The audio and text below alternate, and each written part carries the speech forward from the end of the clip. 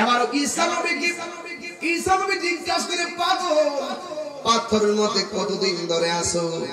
পাথর ঘোষণা করে কি পাথরের মানুষ কি বলে জানেন?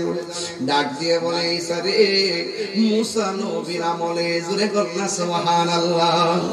মুসা নবীর আমলে মুসা নবী যখন রাস্তা দিয়ে রওনা হয়েছে, একটা পাগলায় রাস্তার মধ্যে আল্লাহর প্রেমে গান গায়, আল্লাহর প্রেমের শান গাই।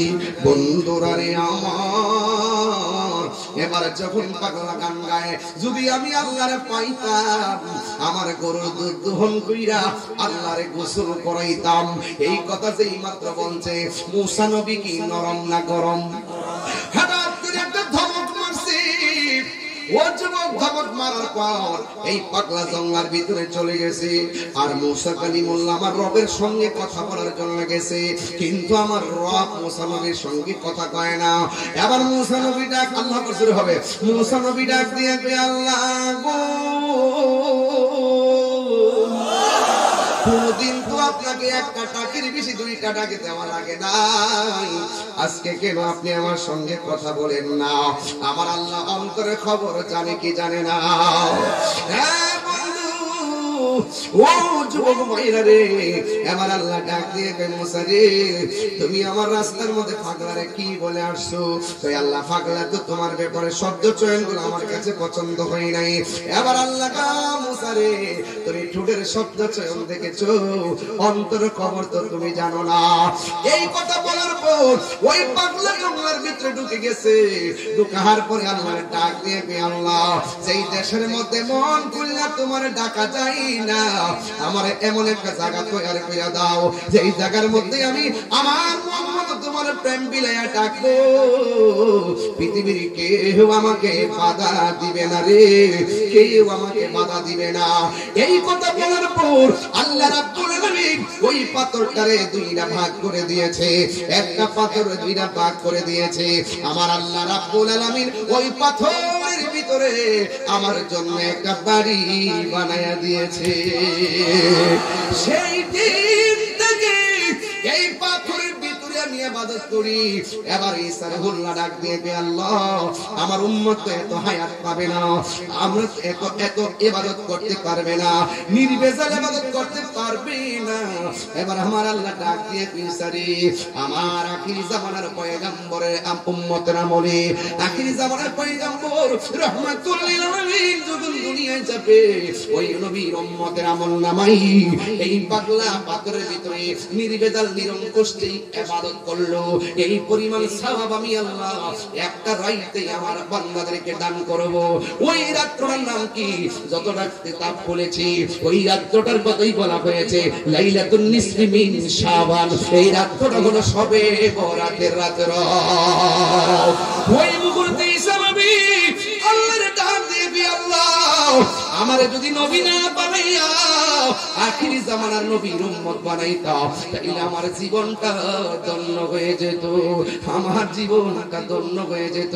এই আমার তালতলির বাবারা পায়ের মধ্যে হাত দিয়ে বলে দিয়ে যায়, জিনা করলে গুনাহ হয়, গুনাহটার অনেক বড় মনে হয়, মিথ্যা বললে গুনাহ হয়, গুনাহটার বড় মনে হয়, আরে মন হারাম খাইলে গুনাহ হয়, গুনাহটার অনেক বড় মনে হয়। কিন্তু আমার আল্লাহ আপনার জন্য আমার জন্য অনেক বড় বড় নিয়ামত দিয়ে রাখছে। এই নিয়ামতগুলো আমরা আদায় করতে জানি না, এই নিয়ামতগুলো আমরা আদায় করতে জানি না।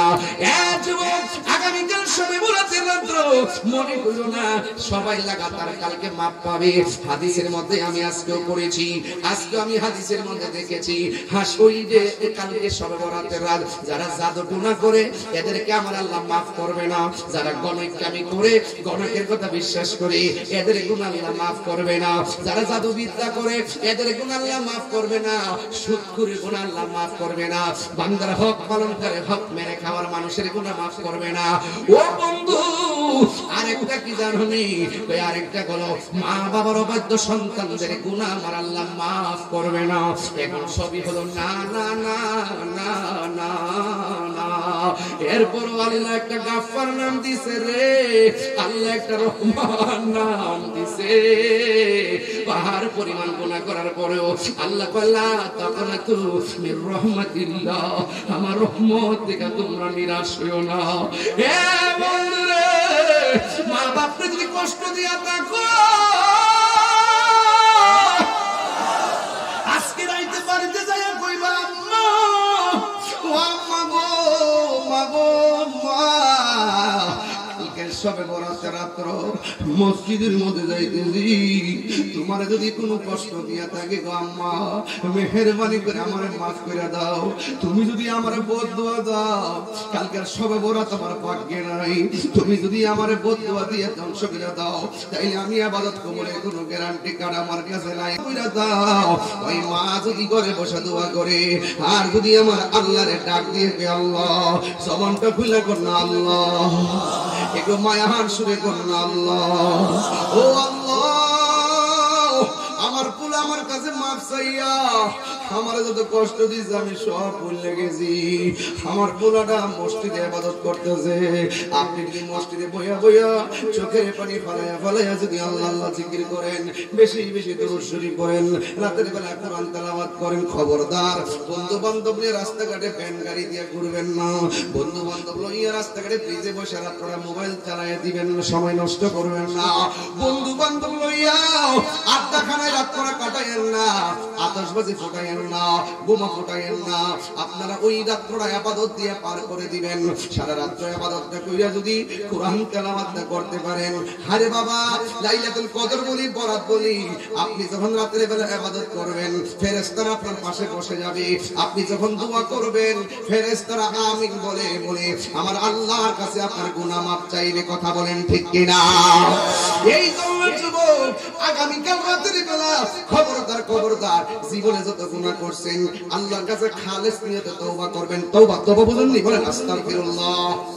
এটা মহব্বতে কোন আস্তাগফিরুল্লাহ ওয়া রাব্বি মিন কুল্লি যামবি ওয়া আতুবু ইলাইহি লা হাওলা ওয়ালা কুওয়াতা ইল্লা বিল্লাহিল আলিয়্যিল আযীম।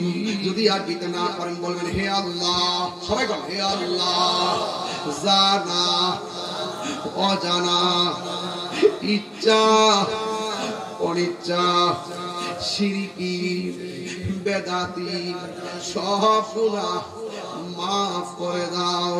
লাস্টে বলেন আর জীবনে গুনাহ করব না। সবাই কোন আর জীবনে গুনাহ করব না। আল্লাহু আকবার। এইভাবে চোখের পানি ফেলায় ফেলায় কালকে সারা রাত ভোর আল্লাহর ইবাদত করবেন। কারা কারা রাজি আছেন হাত তুলে দেখেন ইনশাআল্লাহ। শুধুমাত্র রাতে ইবাদত নিয়ে এই রাতে নিয়ত করবেন আর কোনোদিন নামাজ ছাড়বো না। আরো যেরকম নামাজ ছাড়বো না। সবাই কি রাজি আছেন? আল্লাহর ওয়াস্তে আগামীকাল নামাজে যাবেন, আমার জন্য আপনারা দোয়া করবেন, আর আমি কথা দিয়ে যাচ্ছি আমি আপনাদের জন্য দোয়া করব ইনশাআল্লাহ। আল্লাহ যেন আপনাদের সকলকে সবে বরাতের রাত যেন আল্লাহ যেন কবুল করে। সকলে বলেন আমিন।